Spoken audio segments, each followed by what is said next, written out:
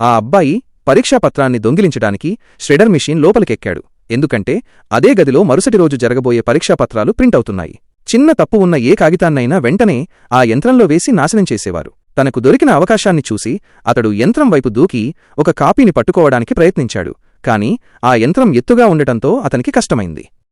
తన జేబులో నుండి ఒక స్క్రూడ్రైవర్ను తీసి యంత్రం పక్కన దూర్చి ఎలాగోలా ఒక కాపీని బయటకు తీశాడు. అదే మరుసటి రోజు రాబోయే ప్రశ్నపత్రం. అతడు వెంటనే ప్రశ్నలను చదవడం, సమాధానాలను గుర్తుంచుకోవడం మొదలుపెట్టాడు.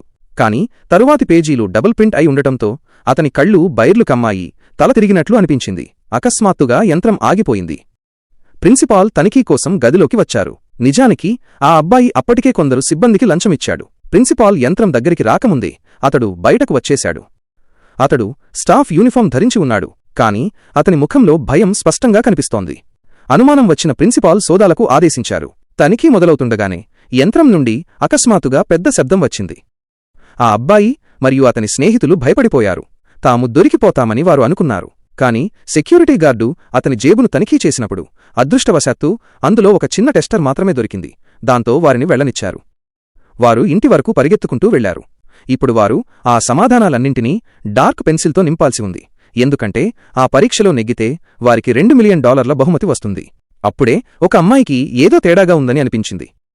ప్రశ్నల సంఖ్య సరిపోవట్లేదని ఆమె గమనించింది. కంగారులో ఆమె అందరినీ ఆపి, మైక్, నిజం చెప్పు, అది నిజంగా అసలు పేపరేనా అని అడిగింది. తాను ప్రశ్నలను గుర్తుంచుకుంటున్నప్పుడు చివరి 2 పేజీలు పూర్తిగా ఖాళీగా ఉన్నాయని మైక్ ఒప్పుకున్నాడు. మిగిలిన ప్రశ్నల కోసం నేలపై పడి ఉన్న చిరిగిన కాగితపు ముక్కలను కలిపి చూడటానికి ప్రయత్నించానని, కాని ఏమీ దొరకలేదని అతడు చెప్పాడు.